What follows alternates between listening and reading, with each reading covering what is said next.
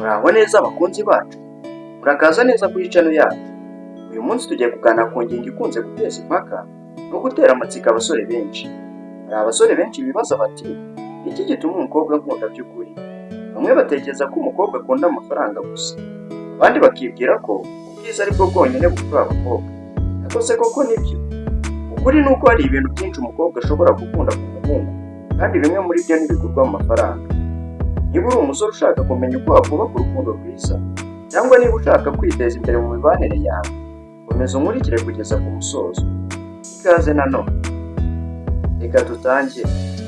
Ikintu cya mbere, ugomba kuba umuntu w'ijambo. Kimwe mu bintu bikurura abakobwa, umuhungu ni umuhungu uvuga ukuri kandi wubahiriza ibyo yemeye. Yasezeranije ikintu agakora uko ashoboye akakigeraho, yubaka icyizere. Abakobwa benshi batakaza icyizere ku bahungu bahora bavuga byinshi ariko ntibabikore. Ijambo ryawe niryo rikubaka cyangwa rikagusenya. Ikintu cya kabiri ni ukugira icyerekezo mu buzima. Nubwo waba utarakira cyangwa utaragera ku nzozi zawe, umukobwa ashobora kugukunda cyane iyo abonye ko ufite aho ushaka kugera. Abakobwa benshi bakunda umuhungu ufite intego. Nta muntu ushaka kubaka ejo hazaza nk'umuntu utazi aho ajya.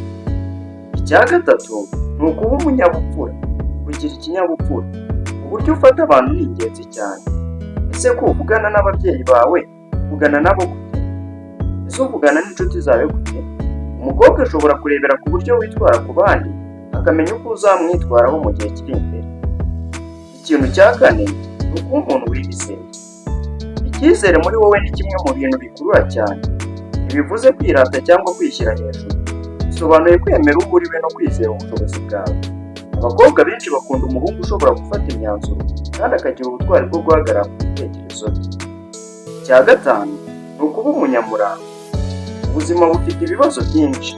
Niyo mpamvu abakobwa bakunda umuhungu ukora cyane kandi udacika intege. Nubwo yaba atarabona ibyo yifuza byose, iyo babona ko ari gukora cyane, birabashimisha.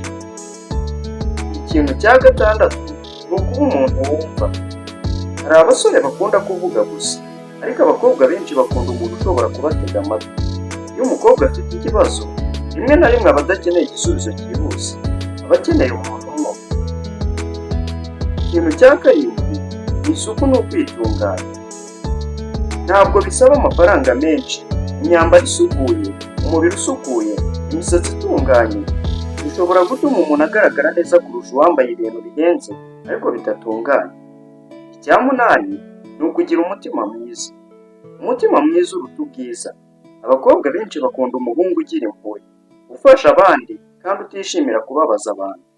Imico niyo ituma urukundo ruramba. Ikintu cya cyenda ni ukuba umuntu w'amahoro. Nta mukobwa wishimira kubana n'umuntu uhora arakaye. Abakobwa benshi bakunda umuntu ushobora gukemura ibibazo atuje. Kumenya kuganira aho gutongana ni ikintu gikomeye cyane. Ikintu cya cumi, kugaragaza urukundo mu bikorwa. Urukundo si amagambo gusa. Ni ukwitaho, ni ukubaha, gushyigikira, kuboneka mu bihe bikomeye. Abantu benshi bavuga ndagukunda, ariko ibikorwa byabo bikavuga ibindi.